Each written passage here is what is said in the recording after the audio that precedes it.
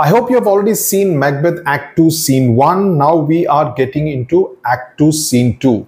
The murder has taken place between Act 2 Scene 1 and Act 2 Scene 2. Okay, so that's the significant part. Though it comes to light in this particular scene, so that makes it very important. The dagger scene is where Macbeth kind of is about to go and commit the murder. So it's between that, and the dagger is leading him towards Duncan's chamber, right? I hope you have gone through the dagger scene, which, as I said in that particular video, the most important scene. Okay, now Act 2 Scene 2, it's again based inside the castle of the Macbeths. Enter Lady Macbeth. Lady Macbeth says, "That which hath made them drunk hath made me bold. What hath quenched them hath given me fire." Now, what is she saying out here? This is the most emotionally charged scene as far as this play is concerned, at least in the beginning part of the play. And this particular scene sees the Macbeth couple breaking all bonds of faith. And we will see their deterioration taking place. You know, the kind of Macbeth that we had seen in Act 1 and the Macbeth that we are seeing in Act 2. Okay. Lady Macbeth says, "That wine, that which had," that referring to the wine, "that made the servants," them referring to the servants. So that has made them drunk, has made me bold.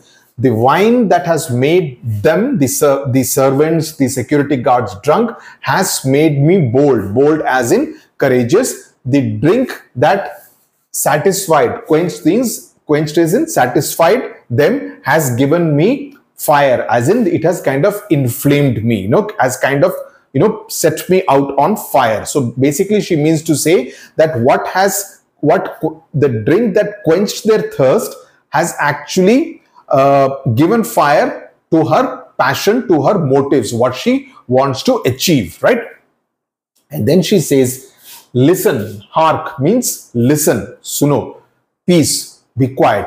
"It was the owl that shrieked, the fatal bellman which gives the sternest good night." So she says that was the shriek of an owl, of an ullu, signaling death with its eerie good night, you know, because it was not considered a good omen. So it was kind of signaling death with the kind of very eerie way of saying good night, like the bell struck by the watchman before an execution. So look at all the kind of comparisons being made. The owl, which kind of shrieks good night, to the watchman who strikes the bell before an execution, right? Earlier, if you remember, she had spoken about the raven, right? So a lot of these negative kind of imageries that are being brought to the fore. Now in England during the Renaissance, during the 16th century, the hoot of an owl flying over one's house was considered a bad omen, okay? And it meant either death for someone inside, that death is going to come soon. And Shakespeare refers to the owl as the fatal bellman because it was the bellman's job, okay, to ring the parish bell when a person in the town was near death. And this was called the passing bell and was a signal for all hearers to pray for the dying person, right? So this is the reference that Shakespeare is making, and people watching this play would definitely understand what Shakespeare is referring to. So at that point in time, she says, he's about it. He's who? Macbeth is about it. That is, he must be about to commit the murder. The doors are open and the surfeited grooms do mock their charge with snores. I have drugged their possets. So she says that Macbeth must be killing King Duncan right now. He's about it. The doors to Duncan's chambers are open and his officers, that is his security guards, they are kind of surfeited, means satiated with the drink that I have kind of given them, and they are therefore making a mockery. They are making a mock their charge. Charge as in the duty that they are supposed to perform. What is their duty? Of guarding King Duncan. But they are kind of उस duty का मजाक बना रहे हैं. They are mocking their duty which they are supposed to perform of guarding King Duncan by being completely out, you know, because of whatever she has mixed the drink with. So she says they are making a mockery of their job of guarding them with their snoring. By the fact that they are snoring when they are supposed to be awake and guarding him, they are making a mockery of their job. So basically she's kind of mocking and ridiculing their inability to guard the king effectively. So she's almost feeling very cocky and very good about that whole thing, right? I have drugged their drinks so heavily, right? I have drugged their possets referring to the drink, right? So heavily that it is impossible to tell whether they are dead or alive. That death and nature do contend about them, whether they live or die, right? So it's not possible to tell whether they are dead or alive by the nature of, by their present circumstance, right? Though I would assume that if they are snoring, they're definitely not dead, right? Anyway, so possets is basically was a drink which was made from hot milk, curdled with ale, okay, wine, and flavored with spices, usually cardamom, and usually consumed before retiring for the night, right? Before you go to bed. And in recent times, it is also referred to cold dessert flavored with lemon. And here Lady Macbeth conveys that they sleep so soundly that they seem to be dead. Now, Macbeth's sound is heard before he can be seen. Okay, above for a moment. Macbeth says, "Who is there? What ho?" Lady says, "Alack, I am afraid they have awakened and it is not done." So she has not seen him, but she has heard Macbeth, right? So Lady Macbeth says, "Alas," alack means alas, "I'm afraid," or oh no, "I'm afraid that the servants have got up and the murder could not be committed," right? It would ruin us completely. Now look at what is her fear.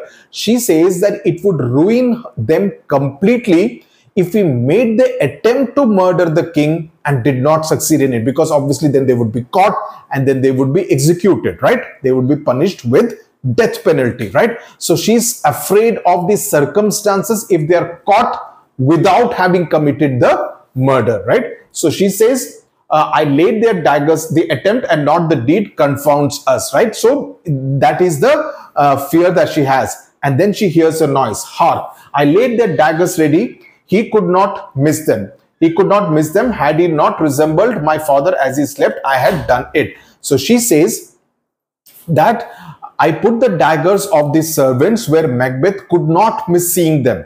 You know, I put them in such a place that Macbeth would definitely see them. He cannot miss seeing them, right?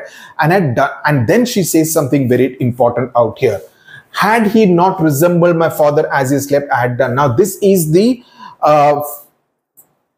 solitary instance where Lady Macbeth displays some kind of a more humane side. Otherwise, she's very, very ambitious and would do anything in order to realize her ambition, right? So she says, "Had King Duncan not resembled my father while he was asleep, I would have killed him myself." This is an important line. Please mark it, because in the overall context and more so next year, even this year, if you get a question about the character of Lady Macbeth, this is an important instance that you could actually mention the human quality of Lady Macbeth. So the reference to her father is one of the few traces of womanly feeling that Lady Macbeth actually displays, and it is in contrast to what did she say earlier? She said unsex herself, right? That she wanted to unsex herself. So it's in contrast to what she had said earlier. So it basically shows that her inner self is still a little soft, a little fragile and vulnerable, right? At this particular stage, Macbeth enters the stage, right? Macbeth can be seen. "I have done the deed." She says, "Oh, my husband, I have done the deed. Did you thou not hear a noise?" So he says that, "I have done the deed. Did you not hear a noise? Or did you hear a noise? Did thou not hear? Did you not hear a noise? I heard the owl scream and the crickets cry." Okay, so she's referring to what she heard around them, the crickets and the owl. Macbeth says, did not you speak?" So Macbeth says, "Did you say something?" So you see, both of them are speaking in very, very short sentences, which kind of heighten the suspense of the particular scene. When now Macbeth says, "As I descended, I hark, who lies in the second chamber?" So now they are kind of talking in monosyllables. So she says, "Donalbin is in the second chamber." Lady Macbeth says, "This is a sorry sight," looking at his hands, because his hands are full of blood. A foolish thought to say a sorry sight. So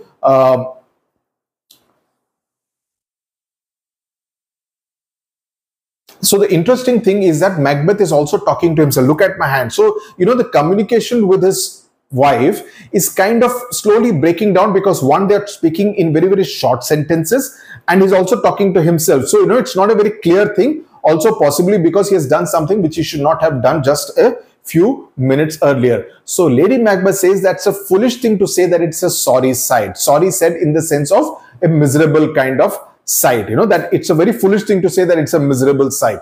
So Macbeth says there is one of them who laughed in his sleep, and one of them cried saying murder, right? And then they woke each other up. I stood and heard them, but they just said their prayers and went back to sleep. So he's recounting what happened inside the chamber. Then they woke each other up. I stood and heard them, and then they said their prayers and addressed them. That is, they went back to sleep. Went back to sleep. Address them means went back to sleep. Lady Macbeth says, there are two lodged together. So she said there are two of them asleep in the same room. Macbeth says, one cried, God bless us, and amen the other, as they had seen me with these hangman's hands. So Macbeth says, once one of them cried, saying, God bless us, said at the conclusion of the prayer, God bless us. The other said, amen, which is also said, as though if you want something to come true, you kind of add to it saying, amen, right? As if they had seen my blood-stained hands. Hangman's hands means blood-stained hands. So the hands are a major theme in this particular scene. He's obsessed with the fact that his hands are stained with blood, and the blood of King Duncan. Listening their fear, I could not say amen. When did they say God bless us? So he's very worried about the fact that he could not get himself to say amen. Because that's something very close to the Christian faith, that you do say amen. So he says that I could not say amen when they said God bless us. So inability to say so means that he could not participate in that moment of redemption. That it's a moment of redemption, and he could not get himself to say so, shows that he's kind of going down, even as per Christian faith, into a slightly more degraded state, right? In Shakespeare's time, the hangman in cases of treason also chopped the body parts of the criminals, right? Hence the phrase hangman's hands, right? Because along with the execution, they would also kind of cut the criminal's hands and other body parts. So that's why the hangman's hands is being used here as a reference. Lady Macbeth says, do not think about it so much. Consider it not so deeply means do not kind of be obsessed with it. Do not think about it so much. 1 minute.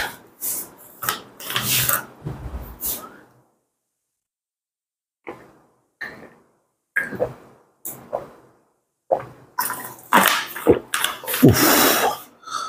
It's so hot. Not the water. These deeds must not be thought. Okay.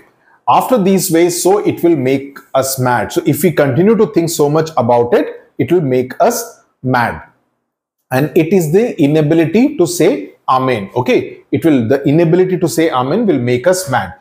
Macbeth says, methought I heard a voice cry, sleep no more, Macbeth does murder sleep. Sleep is again a very important theme of Macbeth. See, unlike Tempest, which had a few themes, but Macbeth has much more. It's much more of a layered play written by Shakespeare.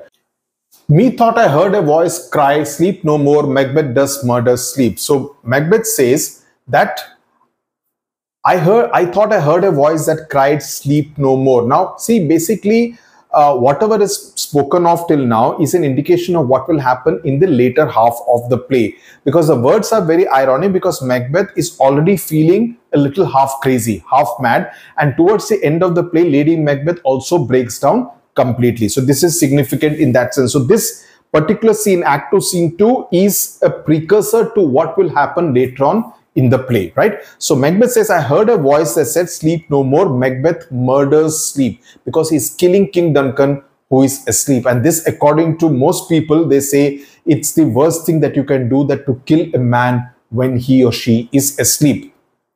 So he says, innocent sleep, sleep that soothes away, knits up all our fears, right? It's an innocent sleep, sleep that knits up the raveled sleeve of care, the death of each day's life. So what does sleep do? Sleep is something which kind of soothes all our worries, takes care of all our worries. It puts every day to rest because you sleep at the end of the day, right? It's like the death of each day means at the end of each day. Sleep that is as refreshing as a bath of to a tired laborer after work. Sore labor's bath, it's almost like a refreshing bath that you take after you kind of have worked all through the day. And sleep is like a balm for hurt minds, like balm of hurt minds. You are very aggrieved about something, you are very troubled about something, you sleep over it, you kind of get up feeling more refreshed because your mind has kind of rested itself, right? So sleep in that sense is like the main course, great nature's second course, chief nourisher in life's feast. Sleep is like the main course in the feast of life and the most nourishing. So this particular passage is important in the context of what Macbeth says about sleep and the lack of sleep, because later on we will see in the later half of the play, Lady Macbeth will be sleepwalking because she is not able to sleep. So she will start walking in her sleep. Macbeth is someone again who will not be able to sleep. So the lack of sleep is something because they have committed the ultimate crime of killing a person who was asleep. So this particular passage gives, tells us what Macbeth himself thinks about sleep. That sleep is like a balm, sleep is like a nourisher, sleep is something which is like giving you complete rest after a day's hard work, right? All these elements come into play. Macbeth himself is aware of all that. Lady Macbeth says, what do you mean? Okay, life's feast is important. I've written a question and answer. Life nourishes us in two ways, through sleep and through food. So Macbeth, by calling sleep the life chief nourisher, gives it more importance than even food. He calls it the chief nourisher, right? The chief nourisher in life's feast. Lady Macbeth says, what do you mean? Macbeth says, the voice kept saying, sleep no more to all the house. Glamps has murdered sleep, and therefore Cawdor shall sleep no more, Macbeth shall sleep no more. So now he's referring to himself in third person, what he has heard out there, that Glamps has murdered sleep, that is he himself, Thane of Glamps, and then Thane of Cawdor has also will not sleep anymore, Macbeth will sleep no more. So it's quite interesting that Macbeth uses all these titles to refer to himself. Now it reminds us immediately of how the witches had addressed him. The witches had also addressed him in the same way. So he's also addressed, so he's getting very close to how the witches are. And the witches we know are symbols of evil in this particular play, right? So it's no longer, you realize that it's no longer the murder of Duncan. It's the murder of Macbeth's sleep. Please remember this. And I want you to write it in exactly the same way in your answers. What we are seeing now is not the murder of Duncan. Yes, he has murdered Duncan, but he has also murdered his own sleep, and he's aware of that. He's aware of the fact that he will now lose the ability to sleep anymore, right? So in that sense, it's no longer a tragedy of Duncan. It is Macbeth's tragedy now. समझ में आया?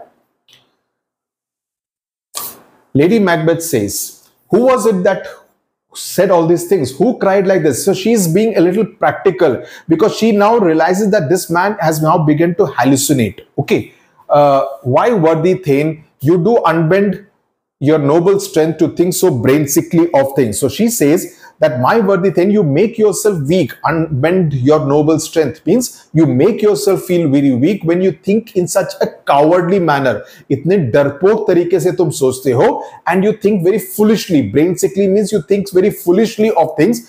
Go and get some water. Go get some water and watch this filthy witness. Why is it a witness? Because the blood is a witness to what he has done. Filthy means, miserable. Though she had earlier said, dismiss the word miserable, right? From your hand. Why did you bring these daggers from the place? Why did you bring this dagger? So you see, she likes to be in control, and she's pretty dismissive about how clumsy Macbeth is behaving right now, right? So she says, go and wash your hands so that you remove this filthy witness. When I say keywords, instead of using blood every time, you can use filthy witness in double quotes, right? That's how you should use the keywords in your answers. I am not, and I said this before also during Merchant of Venice, there is no need to remember big passages. What you need to know is there, and Macbeth is full of such keywords, right? Important words which can add value to your answer. So keep interspersing, mixing up those words along with your answers in between, so that the examiner feels that, okay, this student has read the text many times and is very familiar with all the important terms in this particular play. So he says that, why did you bring these daggers from the room? They must remain there. Go take them and smear the sleeping servants with the blood. So the blood should be on the servants, so that we can make it very obvious that these are the people who killed King Duncan while he was asleep, right? Out here, why do you unbend your noble strength? It's an important phrase, because unbend is the position when the bow is not prepared to shoot the arrow. When you bend the bow, that's when you shoot it. When you kind of going to shoot the thing, this is bend. When it is unbent, it means it's not in a position to shoot the arrow, right? So the arrow can be shot only when the bow is bent. So Lady Macbeth is saying that Macbeth is now in an unbent state of mind. You understand that? I hope you have understood the connection to archery, right? If you explain all these things, there's nothing which can prevent you from getting full marks. Okay, so Macbeth says, I will go no more. I am afraid to think what I have done. Look on it again, I dare not. So he says that I am not going there. I do not dare to look at what I have done out there. Lady Macbeth says, okay, infirm of purpose, give me the daggers. The sleeping and the dead are but as pictures. So she says, you coward. Infirm of purpose means you are a coward. So she is pretty dismissive about the manner in which Macbeth is behaving. So she says, infirm of purpose, give me the daggers. The sleeping and the dead are but as pictures. So she says, the sleeping and the dead are as harmless as pictures. You know, they can't do anything. They're just like photographs, right? It is childish to be afraid of a scary painting, painted devil.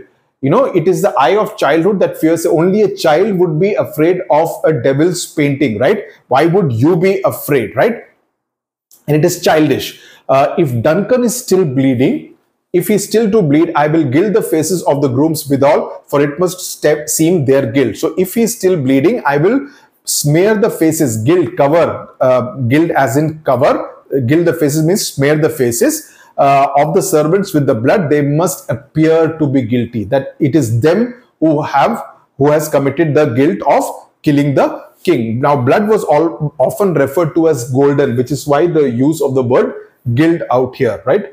I will gild the thing. Gild is something which is associated with golden covering. So I will do that. So blood was referred to as golden, which is why the use of the word gild out here. Lady Macbeth exits the scene. Macbeth says, whence is that knocking, right? So he says, how is it with me? Wait a minute.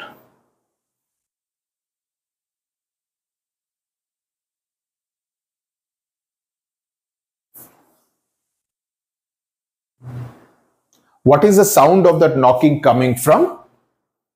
1 minute. This thing is so slow. Okay, how is it with me when every noise appalls me? What hands are these? Are here, how they pluck out mine eyes. With all great Neptune's ocean, wash this blood clean from my hand. So he says that what is wrong with me, that I'm getting frightened of every noise. So you can realize that now he's being very, very tentative. He's feeling a little on the edge, right? He's feeling very edgy right now because of what he has done. And he says, whose hands are these? So he's not able to recognize his own hands. He says, they are plucking out my eyes. You know, the sight of the gory hands, the filthy hands, and he feel the evidence. And he says, they are plucking, can all the water in the ocean wash his hands from my blood from my hands? No, my hands would instead stain the seas crimson. In Cardan means crimson, in a crimson kind of, this is crimson, in Cardan means crimson, making the green one red. So that will make the green waters of the sea turn red. Now the meaning of this is that all the oceans in the world, Neptune's ocean, all the oceans in the world would not be able to kind of wash the blood off his hands. And crimson is what? Is violet purple kind of color. And it is not just about the blood of the body, it is the blood of the soul. It is his guilt that is coming out, there is no way this blood can be washed off. All the ocean waters cannot do so, is what he is feeling very convinced. Lady Macbeth re-enters. My hands are of your color, but I shame to wear a heart so white. So she says that my hands are now as red as yours, but I would be ashamed if my heart was as weak and as pale and as faint-hearted as yours. So basically, she's once again being very dismissive about the way Macbeth is reacting to the murder, right? So she says, I hear a knocking at the south gate. We must retire. Return means retire. We must return to our chambers. A little water clears us of this deed. We will be able to wash off our hands with some water. How easy it is then. Your constancy hath left you unattended. So she says your determination. Constancy means your determination has deserted you, has left you unattended means तुमको छोड़ दिया है. What determination you were displaying earlier, that you want to commit this murder and become the king of Scotland, that determination has kind of deserted you. Okay, so she says, listen, there is more knocking. Put on your nightgown, lest in case it is revealed that we are awake at this point in time. It should seem that we are in bed, and you break free of the awake watchers means that you are awake. Break free of the thoughts that hold you down. Be poorly lost in your thoughts. Be not lost so poorly in your thoughts. So, take charge of yourself. So she's constantly motivating him that despite what you have done, take charge of yourself, right? Don't be lost so miserably in your own thoughts. Macbeth says, to know my deed, it were best not know myself. Now, this is an interesting line. So he says, if I must know what I have done, I can only do it by forgetting what I have become. Okay, so and then he says, wake up, Duncan, with your knocking, I wish you could. So that kind of shows the regret of what he has done. So he says, if I must know what I have done, I can only do by forgetting what I have become, because he knows what he is now becoming and he wants to forget, and only then he can kind of know what he has done. And he wants Duncan to now wake up. So he says, I would thou couldest. I would thou couldest is a serious note of remorse and regret that one notices in Macbeth's speech. And it is in contrast to earlier where it says, what did he say? Hear it not, Duncan. At that time, he did not want Duncan to hear, lest he should get up, right? So now he's kind of regretful of what really has happened. So for Lady Macbeth, a white, bloodless heart is being cowardly. And water also cannot kind of clear them of all the sins that they have committed out there, right? So I've written some more questions out here. I mean, I will put the questions later on, but here also I've written the explaining the theme of sleep in Macbeth, the significance of the knocking, right? Because it's an exterior knocking, but at the same time, it's also a reference to the knocking of their own conscience, that their own conscience is also knocking aggressively on them, right? So it is the knocking of justice and vengeance which will also come back to haunt the Macbeths, and the effect of the bloody hands on the couple. So please go through the notes to just go through these pointers which I have written, so that it will be easy for you to, when you get it, if you have the meat of this answer, then you can just kind of support it with all the keywords, and then you will get a solid answer, be it a 5 mark or a 10 mark. Of course, I will be writing them subsequently. So with this, we come to the end of Act 2, Scene 2. Act 1, Scene 1, explanation video number 2, the dagger scene, and Act 2, Scene 2. Very important scenes. I'm going on reiterating that for your benefit. Thank you very much.